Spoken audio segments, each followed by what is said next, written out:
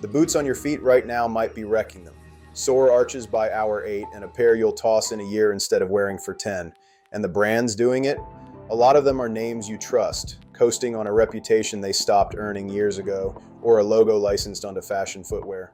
Today, I'm showing you 7 work boots to put back on the shelf, and 3 I'd actually spend my own money on. Brahma, you've seen these. They're stacked by the register at Walmart for 40 bucks. They've got a steel toe, and they look close enough to a real work boot that you figure they'll get you through. And for a couple weeks they do. That's the trap. The problem with a boot this cheap isn't the part you can see, it's the part you can't. Here's what's actually going on. Between the insole and the outsole, there's a layer called the midsole, and it's where a cheap boot cuts the corner nobody notices. A good boot uses an engineered foam that springs back shift after shift. A Brahma uses a soft industrial foam that's not far off from the padding under your carpet. It feels fine in the store, then it compresses flat in a month and never comes back. And that's what it costs you. Once that foam packs down, there's nothing holding your foot up, so every step goes straight into your arches and knees. An 8-hour day starts feeling like 12, and tired feet near heavy machinery is how people get hurt. You'll be back at that register in 6 months buying the same boot again. Cheap up front, expensive by the year. Timberland Pro. Timberland's a name everybody knows, and the Pro line is the one built for actual job sites. They're comfortable right out of the box, they're at every store, and for a lot of guys, they're the default. I'm not going to tell you they're garbage, I'm going to tell you they're a dead end. The issue is how the sole is attached. Most Timberland Pro boots are cemented, which is a fancy way of saying the sole is glued on. Compare that to a welted boot, where the sole is stitched to a strip you can cut off and replace. When a glued sole wears down, there's nothing to stitch a new one to.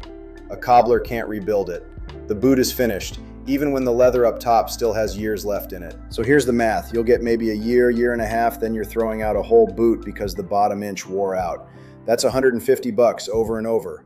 A resolable boot costs more up front and outlives 3 or 4 pairs of these. You're not saving money, you're renting boots. Wolverine. Wolverine's been around over 100 years, and there's a good chance your dad or your grandfather owned a pair that lasted forever. That reputation is real.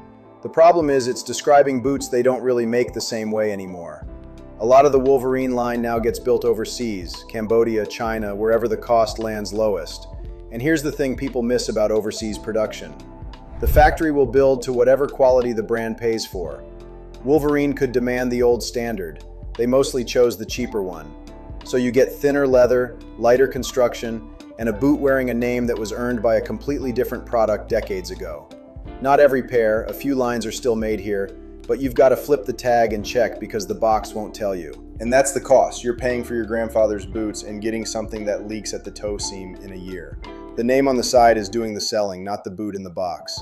If you're going to trust a heritage brand, make sure the heritage is still in the current pair. Red Wing. This one's going to surprise people because Red Wing is the boot everybody tells you to buy. And honestly, when it's the right pair, they're right. The Iron Ranger and the rest of the Heritage line are the real deal. American made, stitched welt, resole them forever. So why are they on this list? Because Red Wing is basically 2 different companies sharing one logo. On one side, you've got that Heritage line, the legendary stuff. On the other, you've got the everyday work lines and the Irish setter boots. And a lot of those are built overseas to a completely different standard. Same Red Wing on the box, same trusted store, very different boot. And nobody at the counter is rushing to explain the difference to you. Here's where it bites you. You walk in, you've heard Red Wing lasts a lifetime, and you grab an imported work pair for 190 bucks feeling like you bought the legend. You didn't. You bought a decent but ordinary boot at a premium price, and it won't age like the Heritage pair your buddy swears by. Red Wing can be a fantastic buy. Just know exactly which line you've got in your hands before you pay. Caterpillar. Kadett boots look the part, no question. That's the whole point. You see the same name that's on the bulldozer and the excavator, and your brain fills in the rest. If it's tough enough for the machines, it's tough enough for me. That connection is exactly what they're selling. But here's what most people don't realize. Caterpillar, the equipment company, doesn't make these boots. They license their name to a footwear company that puts it on the side. So that rugged job site image isn't a promise about the boot's construction, it's a logo rental. And a big chunk of the Cat line is really casual, fashion-leaning boots, dressed up to look industrial.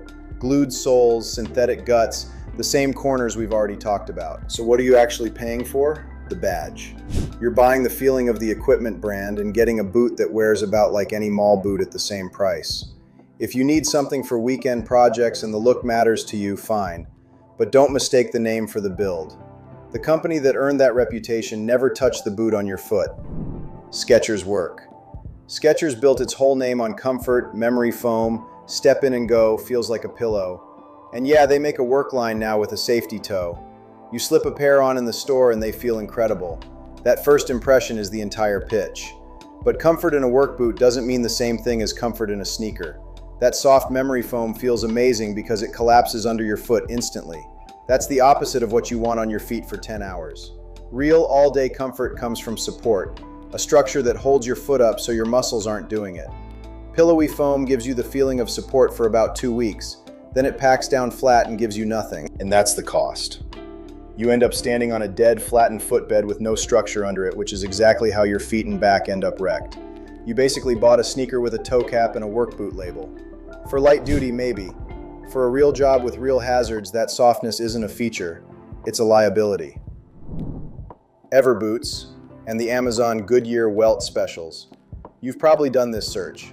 You type in Goodyear Welt work boot and up pops a pair for $80 with 1,000 5-star reviews and every buzzword you've been told to look for. It feels like you beat the system. You didn't. You walked into the oldest trick there is. Let's do the math out loud. Real welted construction, real full-grain leather, and honest labor cannot be built and shipped for $80. It's not possible. So one of those things is fake. Either it's not truly welted, or the leather is a coated, corrected scrap that cracks in a season, or the quality control is a straight-up coin flip where 2 people order the same boot and get 2 different products. Those glowing reviews just bury the bad pairs in the pile. And here's the real cost. There's no company standing behind it, nobody to resole it, nobody to make it right when the sole peels in month 3. You gambled $80 and about half the time you lose the bet. That's not a deal. Buying the wrong boot twice always costs more than buying the right one once.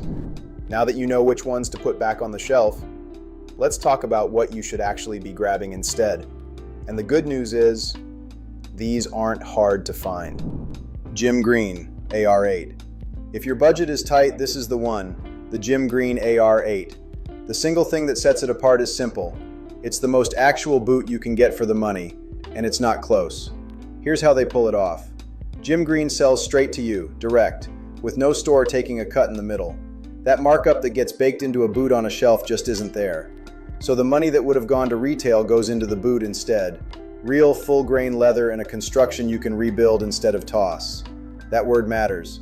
Rebuildable means when the sole finally wears out, a cobbler can put a new one on and you keep the pair you already broke in, instead of starting over with something stiff. You'll order it online direct from them, and you're looking at roughly $150 to $200 depending on the model. Give it a little time to break in because it's built solid, and know it runs tall if that's your thing. For the money, there's nothing on a store shelf that touches it. Start here and you won't feel like you settled. Thorogood American Heritage Mock Toe. Step up a little and this is the boot I point most people to, the Thorogood American Heritage Mock Toe. The differentiator here is almost unfair. It's a Goodyear welted, American-made boot at a price regular people can actually reach. Why does that combination matter so much? Because usually you pick 2 of those 3. You get made in USA, but you pay $400 plus, or you get an affordable boot, but it's glued together overseas. Thorogood gives you the stitched welt that lets you resole it for years, built here, for a couple $100. And the leather is the other half.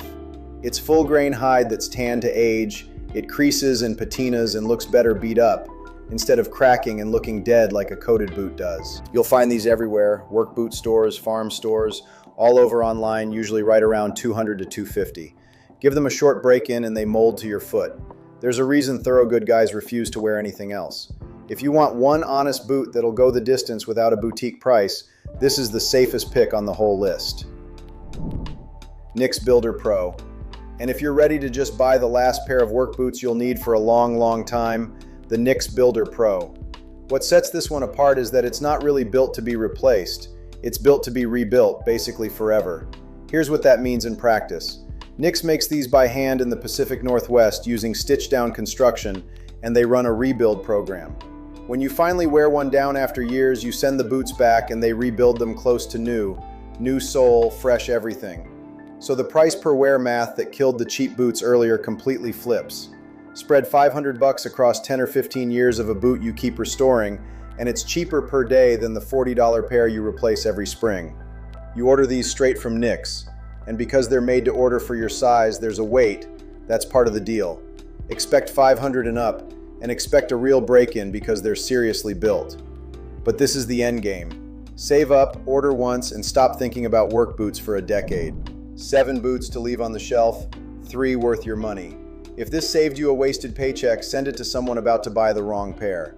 See you in the next one.